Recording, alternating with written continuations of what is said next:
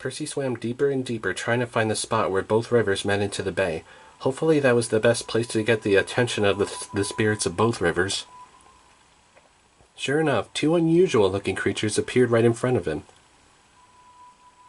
Percy tried to offer both of them a deal that if he could get both rivers clean, both river spirits would keep Kronos' forces out of their waters and away from New York in return. He pulled out the sand dollar his dad gave him. Then he broke the sand dollar in two, and a ripple of clean fresh water spread out from the break, as if all the pollution in the bay were being dissolved. "Okay, kid, you got yourself a deal," said the wolf-headed merman. They shook hands and swam away. When he got back on the shore, he caught Annabeth just as she hung up her cell phone.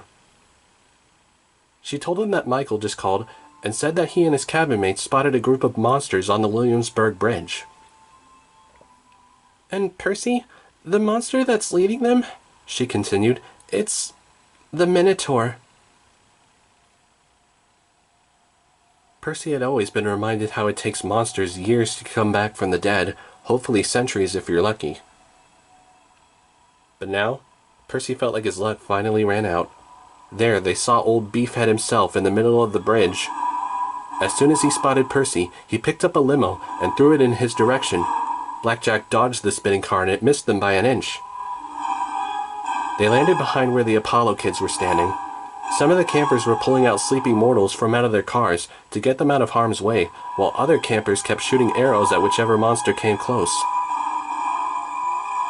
Then, Percy suggested to pull the campers back, and he had a plan to scare the monsters back to Brooklyn.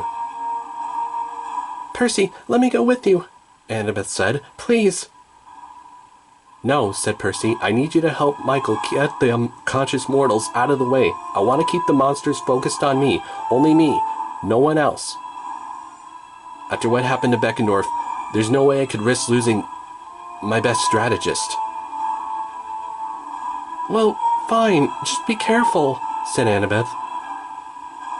"Hey, don't I get a kiss for, good luck? It's kind of like a tradition, right?" "Come back alive, Seaweed Brain," she said, smiling. "Then we'll see."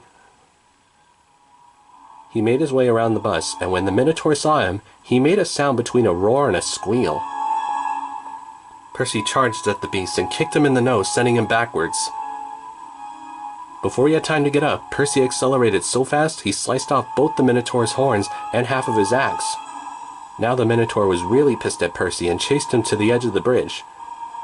But Percy jumped out of the way and the Minotaur got his axe stuck in the railing. The Minotaur was so focused on freeing the blade, he didn't even notice when Percy ran up behind him and kicked him in the butt, sending him over the bridge. He was sent back to Tartarus. Then Percy turned toward the other monsters and did the natural thing. He swung his sword around, causing all kinds of monsters to disintegrate at the touch of the blade. After just the first 5 monsters, the rest ran away in fear.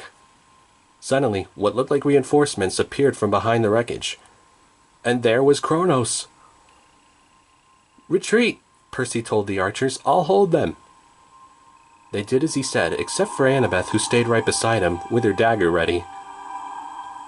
Kronos' soldiers started circling them. But Percy was so fast, no one had time to react when he left multiple cuts and bruises on the first 4 soldiers, which was enough to scare off the rest of them. Percy laughed so much that he didn't notice another soldier behind him until Annabeth cried out in pain. He turned around only to see Annabeth collapse. In a flash, he understood what happened. The guy tried to stab Percy, but Annabeth jumped in the way. But why would she do that? He didn't tell her about his weak spot or anyone, not even Nico. Just then Percy had realized the guy was Ethan Nakamura. Somehow he'd survived the explosion on the cruise ship. Percy gave him a big bruise in the face with the butt of his sword, putting his lights out. Percy quickly called for Blackjack, and as fast as lightning, Blackjack swooped down, bit his teeth on the straps of Annabeth's armor, and carried her away. Kronos snarled, "I'll make myself Pegasus soup someday. In the meantime, I shall settle for another dead demigod." He struck the pavement with the butt of his scythe, and a wave of pure force pushed Percy further back. Michael Yu came back and warned Percy that the bridge was getting too weak. He was right, of course. There were cracks in the road where Kronos slammed his scythe. "Break it," Michael told Percy. "Use your power." Percy stabbed Riptide into the cement, and the river water shot right up through the bridge like a giant geyser. When the water stopped, a huge section of the bridge was gone, separating Kronos' army from Percy and his friends. Percy wasn't really sure if that was even going to stop them, but then Kronos just smiled cruelly, pointed at Percy, and said, "Until this evening, Jackson." He turned around and headed back to Brooklyn without even looking back. Percy turned to thank Michael, but all he found was his bow.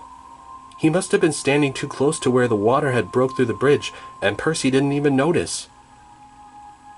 Only just then he had realized too late that Ethan was gone too. He probably had woken up and ran off during all the fighting. Percy was about to whistle for Blackjack when his mom's phone rang. He heard Selena's voice, and she sounded emotionally hurt. "Percy," she sobbed, "Plaza Hotel, you better come quick and bring a healer from Apollo's cabin. It's Annabeth."